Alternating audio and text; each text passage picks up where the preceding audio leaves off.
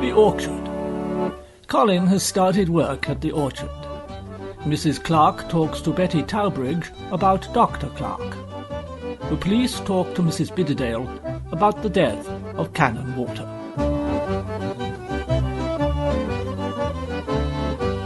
It sounds odd to me, Colin. What sounds odd, Felicity? That you go up to the orchard to tell the Pictons about the work you did for old Zek, and how he did not pay you, and end up coming home with no money, and having agreed to work for them, presumably for no money. Money wasn't mentioned as such, but... No, but what, Colin? But it will be. I shall mention it. Oh, yes, I am going to help them get the orchard growing again, you see, make it prosperous. Well, that's good for us and the whole community. Do remember the apple fairs? Maybe there will be one again next year, if things go well. Oh, yes, I remember the apple fairs. Nasty, smelly things with lots of wasps and people throwing apple cores. Only in the apple core excuse-me dance. I had several thrown at me in between dances, Colin. Oh dear. Oh, yes. Oh, dear. So they've got rid of the apple worm, have they? Oh, yes, they have. Yes, it's all gone. Yes, dear me, yes. Well, just as long as you get paid. And don't go spending your own money on tools like you did last time. Oh, no, dear me, no. Oh, no. No, they must supply tools. And he's even bringing his own tools, Miriam. He's perfect. But what shall I tell Mrs. Bidderdale? How should I know? Chef! I'm sorry, darling. I don't know what came over me. Oh, but honestly, we didn't promise her sons jobs. But we need labour, and they need to labour. Well, perhaps later. This is early days, and Colin has worked here before. But so did their grandfather. He was an apple picker. It's a dying art. Mrs. Bidderdale wants her boys to learn, to maintain the family tradition. Well, maybe in a few weeks we could start with, perhaps, Tim, or Tom, or Tam, yes. Or the other one? No, not him. I see. You employ who you want, and I employ who you want. But why him, Miriam? Because he's the strongest, the biggest, broadest. He's best equipped for the job. We'll talk about it later. Here comes Colin. Looks like he's got lots of tools. That boy won't have tools like Colin's. No. There now. I thought we might talk calmly over a nice cup of tea at the Fancy Cat Tea Room. Did you now? Yes, I do. A pot of tea, please, Nancy, and one of those cakes with the currants. Yes, ma'am. Anything to eat for you, ma'am? I'll just have a lightly buttered piece of toast. Any jam? Well, now, if I'd wanted jam, I would have asked for it, wouldn't I? Butter lightly spread. Yes, ma'am. The currant cake here's excellent, I'm sure. The one girl tends to overwater the teapot, but Nancy's very good. I am pleased to hear it. I hear His Majesty's health is improving. Yes, I heard that too. Isn't the wireless marvellous? Brings the world into your sitting room. I'm not sure I want the world in my sitting room. Shall we get down to business now? I thought we might wait for the tea. Then we won't be interrupted. Just there are ways of doing things. Country ways, you mean? Settled in, haven't you? No, actually. I meant ways of doing things for a certain class. Oh, the murdering class? Well, really? Well, you asked for it. I speak as I find. Your husband is responsible for my sister dying on that operating table. He tried to save her after he botched the operation. Oh, that was an easy mistake. All his medical friends say so, and they should know. The man was drunk. Tea for two? Oh, thank you. Your currant cake. Lovely. And your lightly buttered toast, ma'am. Thank you so much. Nick was not drunk, he was ill. A lesser man would have delayed the operation or passed it to a colleague, but Nick will never shirk his duty. And now he can never practice surgery again. He's only allowed to doctor country people. He's little better than a vet. And if he doesn't pay me what I ask, he won't even do that. Because if people knew, he'd be shunned. Shunned! Hasn't he suffered enough? I'm not a greedy woman. I recently made some unfortunate investments. It's why I'm living here.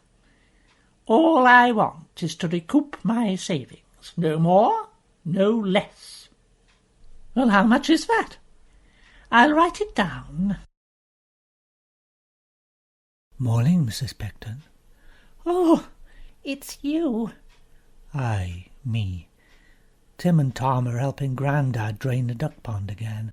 And Tom, well, he goes his own way. But I'm afraid my husband... Taken on Colin Dunderdale. I heard about that. Yes, I'm sorry. 'Tain't no matter. What you doing there?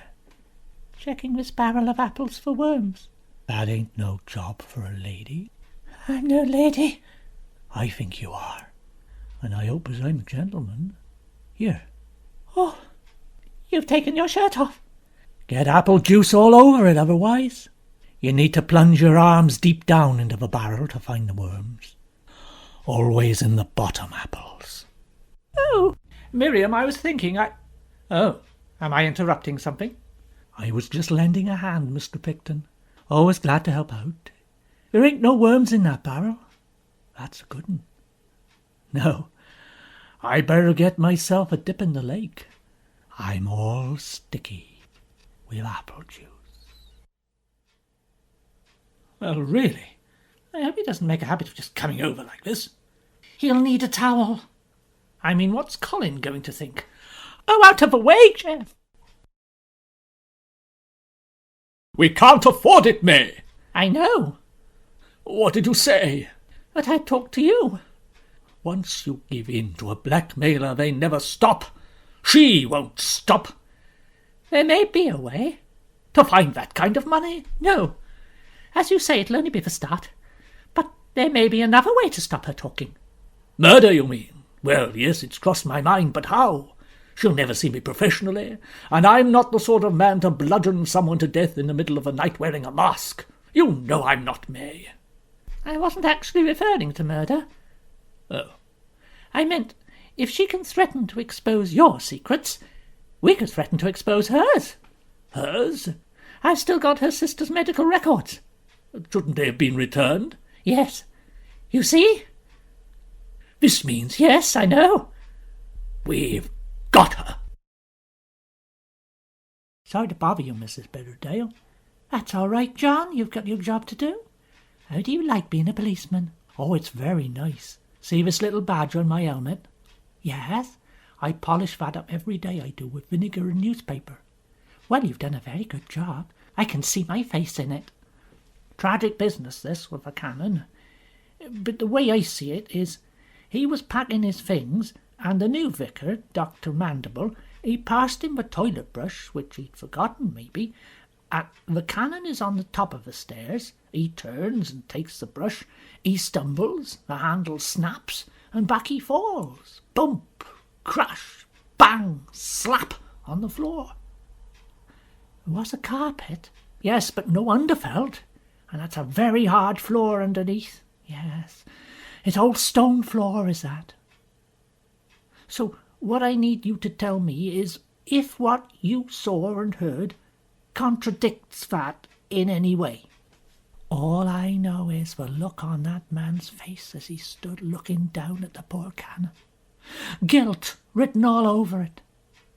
But you need to speak to my dad. He arrived first, and he heard raised voices. Oh, I see.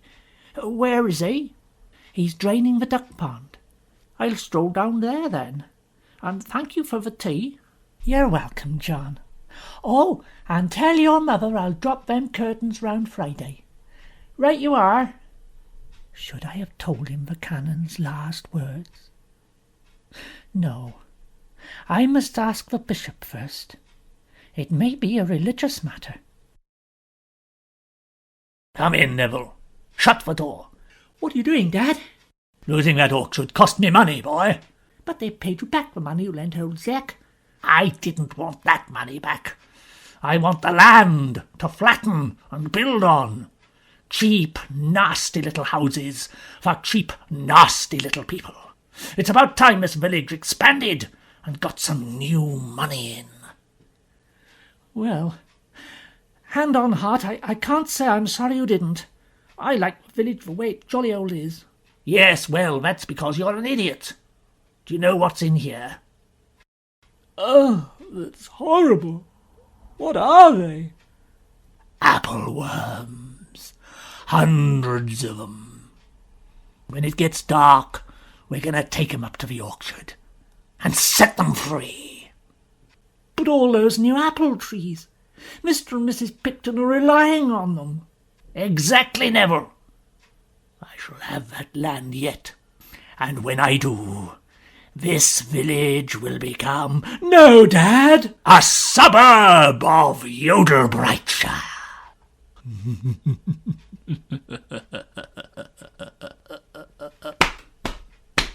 Thank you, Neville. Will the worms destroy the orchard? Will at least one of Mrs. Bidderdale's boys get a job at the orchard, if it is not destroyed by Appleworm? What has Dr. Clark discovered? Why is Tam lurking outside the gates of the village school? The writer this week is Norman Bastable Hetherington, the fruitery consultant is Professor Max Graviton, and the editor is Silas Haverstock. The orchard is set in a non-specified geographical location.